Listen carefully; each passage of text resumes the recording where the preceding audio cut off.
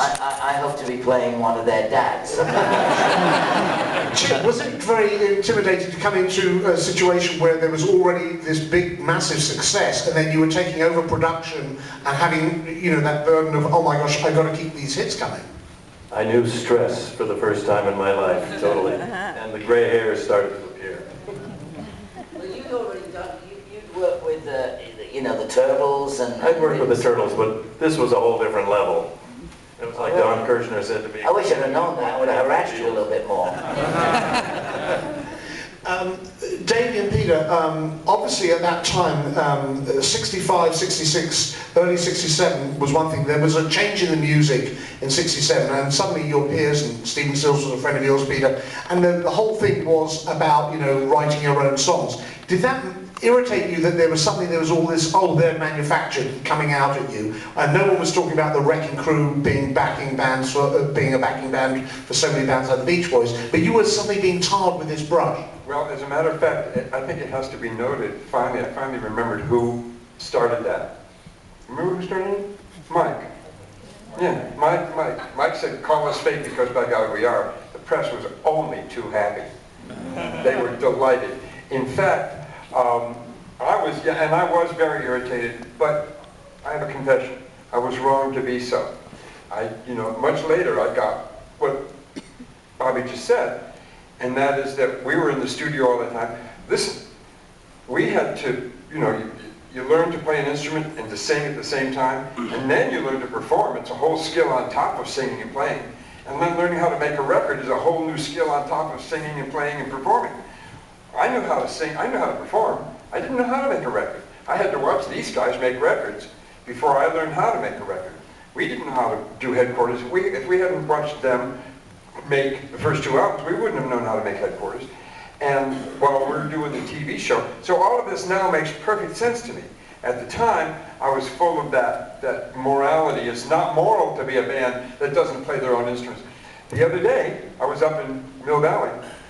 They were doing they did actually show a documentary on the Wrecking Crew. And I got to play with a couple of those guys. Hal Blaine was up there, Don Randy, a couple of those other guys. Yeah.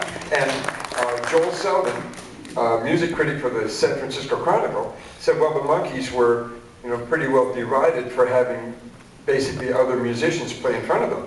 But now, it's a mark of honor to have the Wrecking Crew play for the backing tracks. Mamas and Papas, Association, Turtles, the Beach Boys, everybody, you know, the Tijuana Brass, everything that came out of LA, the same bunch of guys. And let's not forget Carol Kay, the woman. And so, yeah, it's gotten to, you know, my whole attitude and the whole thing has changed. But it was upsetting at first. Just touching on briefly what you said about performing, you just not forget that it was only maybe a month or two into the shows being on the air that you guys were put in front of stadium audiences all around the country. And we went to the Shrine down in town in Los Angeles, and Bob Rafelson and Bert, and we were all sitting there, and then Bob said, in 6 months, we'll be watching the Stones, that'll be you. I said, what? I'll be in the Rolling Stones. So he said, that'll be you.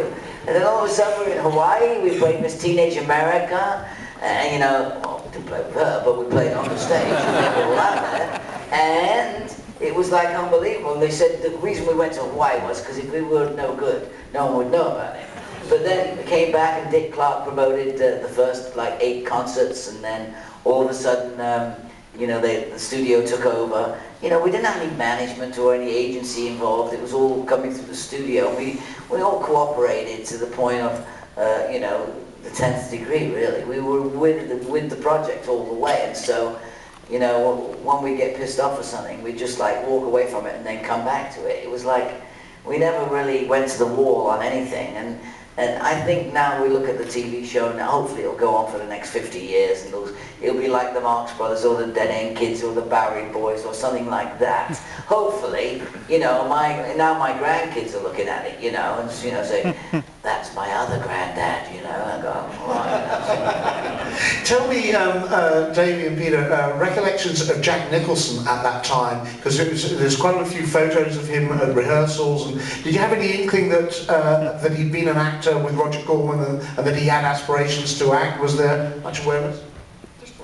I saw him on a lot of those TV shows, all the stuff I used to do. Not, I'm saying not The Farmer's Daughter, or, you know, Bewitched, or any of that stuff.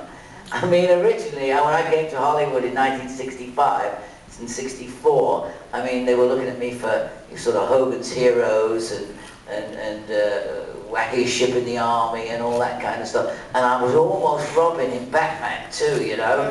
So I looked ridiculous in little tights and the whole thing. Forget it. But, you know, it's funny how things go by. You forget about all this kind of stuff. But there's an amazing team of people. You know, there's a time when Columbia Pictures all of a sudden, Jackie Cooper became the president, you know, of Columbia Pictures. And I remember going out to the Pasadena sort of swap meet place out there, and he was there in the early 70s selling these gold records of the Monkees. And I went, yeah, he was. I bought